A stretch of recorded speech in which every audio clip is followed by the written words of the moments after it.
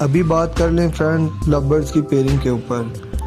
तो दोस्तों love birds की पेयरिंग के बहुत सारे तरीके हैं, मुख्तलिफ़ तरीक़ों से आप लव बर्ड्स की पेयरिंग जो है वो कर सकते हैं, लेकिन आज हम यहाँ पे डिस्कस करेंगे चंद उन तरीक़ों के ऊपर जो कि बहुत ही ज़्यादा कारगर और बहुत ही ज़्यादा अच्छे हैं।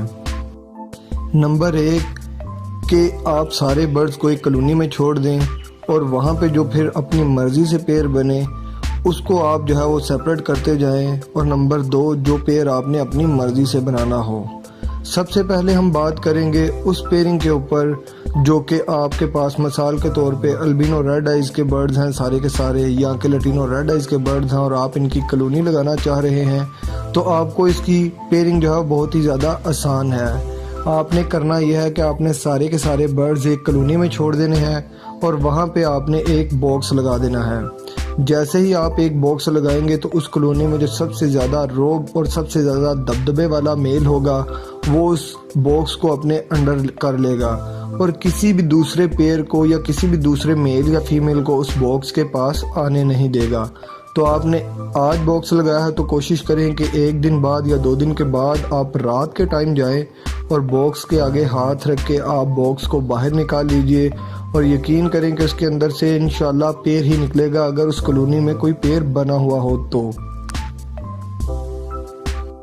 और उसके बाद आपने ये करना है कि उस पेयर को सेपरेट कर लेना है और फिर आपने बॉक्स जो है दोबारा लगा देना है और 1 से 2 दिन आपने वेट करना है। फिर इस कॉलोनी में जो सबसे ज़्यादा रोब और दबदबे वाला मेल होगा वो उस बॉक्स को जो है अपना कब्ज़ा जमाएगा उसके ऊपर। उस बॉक्स के अंदर जो है वो अपनी नेस्टिंग करनी भी स्टार्ट कर देते हैं बाज़ औक़ात। तो आपने करना यह है कि उसी तरीके से इस पेयर को भी बाहर निकाल लेना है और कोशिश करनी है कि इसी तरीके से सारी की सारी पेयरिंग की जाए और बाद में आपके पास कुछ एक्स्ट्रा पीसेस बच जाएंगे जिनमें मेल्स भी हो सकते हैं या फीमेल्स भी हो सकती हैं या वो बर्ड्स हो सकते हैं जो कि अभी तक आपस में पेयर जिन्होंने ना बनाया हो।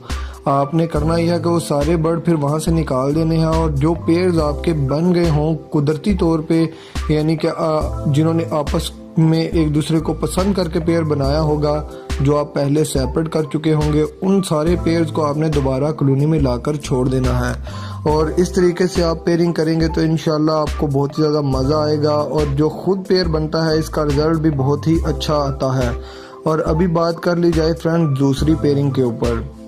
दूसरी पेयरिंग में ये होता है कि मिसाल के तौर पे आपके पास एक ओपलाइन का मेल है, आप उसे किसी यूविंग की फ़ीमेल के साथ लगाना चाह रहे हैं, तो आपने उस पेयर को कह लें कि 1 बाय 1 में ही लगाना है। ऐसा नहीं कि आप ऐसे पेयर को अगर कॉलोनी में छोड़ देंगे तो ये आपस में कभी भी नहीं लगेगा। हो सकता है कि ये किसी और पीस के साथ लग जाए मेल और फीमेल जो है वो किसी और बर्ड के साथ लग जाए, तो ऐसे आपकी पेयरिंग जो है वो काफ़ी मुश्किल हो सकती है। ऐसी पेयरिंग में आपको यही करना होगा क्योंकि आपने अपनी मर्ज़ी से पेयर बनाने होते हैं, क्योंकि आपने अपनी मर्ज़ी से इसके कम्बिनेशंस आगे बनाने होते हैं। आपको पता होता है कि आपका बर्ड्स किस चीज़ का स्प्लिट है और आप इससे क्या आगे प्रोड्यूस करना चाह रहे हैं। तो ऐसी पेयरिंग जो है वो काफ़ी मुश्किल हो सकती है। ऐसी पेयरिंग के लिए ये है कि आप अपने बर्ड्स को एक ख़ास और अकेले केज के अंदर जो है वो छोड़ दीजिए और उसके बाद उस पेयर को कोई दूसरा बर्ड जो है वो नज़र ना आए, तो बहुत ही जल्द वो भी पेयर जो है आपका लग जाएगा।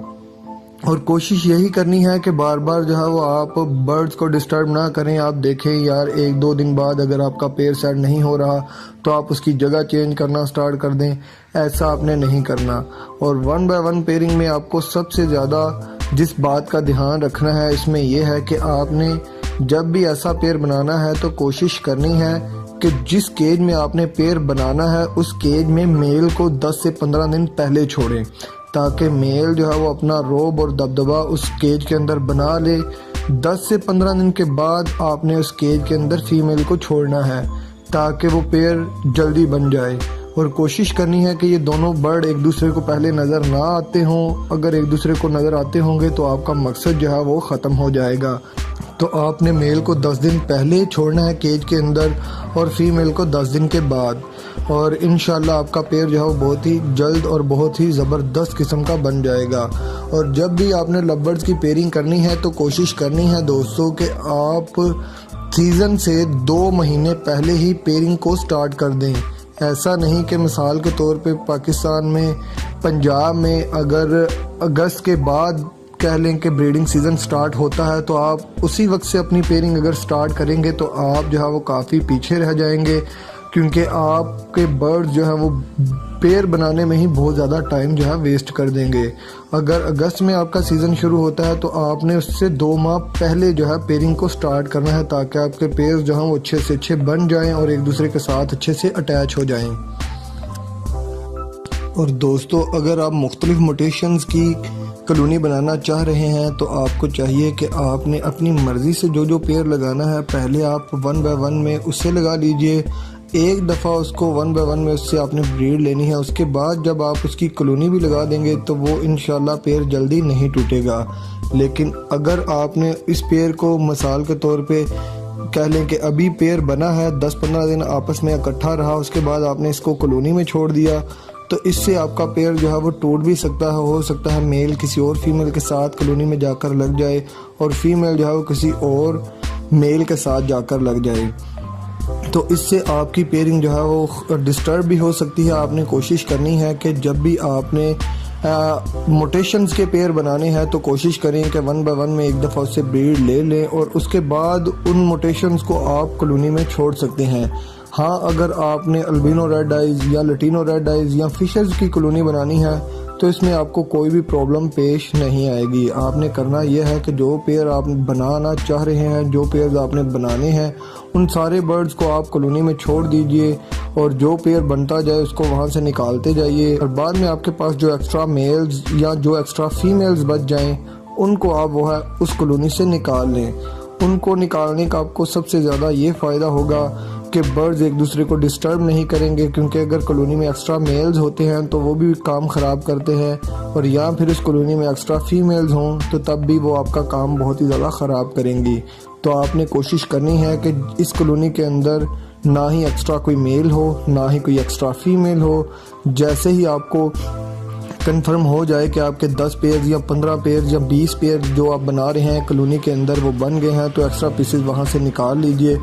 उनकी बाद में आप पेयरिंग कीजिए। अगर आप उन बर्ड्स को सेल करना चाहते हैं तो सेल कर लीजिए। अगर आप चाहते हैं कि उनके मज़ीद पेयर्स बना के इस कॉलोनी में छोड़ना चाह रहे हैं, अगर आपके पास एक्स्ट्रा फीमेल्स हैं तो उनके लिए मेल्स खरीद लीजिए, और अगर आपके पास एक्स्ट्रा मेल्स हैं तो उनके लिए फीमेल्स को अरेंज कर लीजिए, और बाद में उसकी पेयरिंग करके पेयर बनाने के बाद ही आप उसे कॉलोनी में छोड़ सकते हैं। तो इससे आपकी ब्रीड जो है बहुत ही अच्छी आएगी।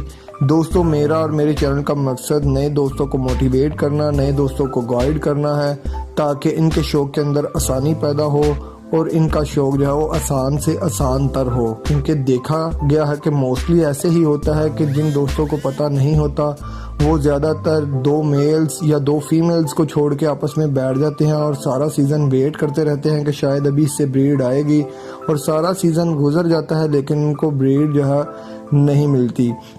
इसकी रीज़न यही होती है कि आपने पेयर ही नहीं बनाया या पेयर आपका अच्छे से अटैच ही नहीं हुआ।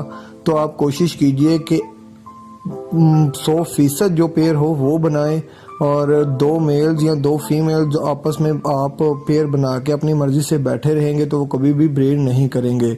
तो कोशिश कीजिए कि आप एक कॉलोनी लगाइए, बर्ड्स आपके पास ज़्यादा होने चाहिए ताकि उनको आपस में कह लें कि पेयर बनाने में आसानी पैदा हो। तो दोस्तों, आप अगर अपनी मर्ज़ी से पेयर बना रहे हैं तो उसमें आपको थोड़ी सी प्रॉब्लम फेस करनी पड़ सकती है, लेकिन जो पेयर खुद अपनी मर्ज़ी से बनते हैं वो एक तो जल्दी भी बन जाते हैं और दूसरा उनकी ब्रीड भी काफ़ी अच्छी आती है। तो मुझे उम्मीद है दोस्तों आपको ये वीडियो बहुत ही ज़्यादा पसंद आई होगी, बहुत ही ज़्यादा इन्फॉर्मेशन भी मिली होगी। अगर अभी तक आप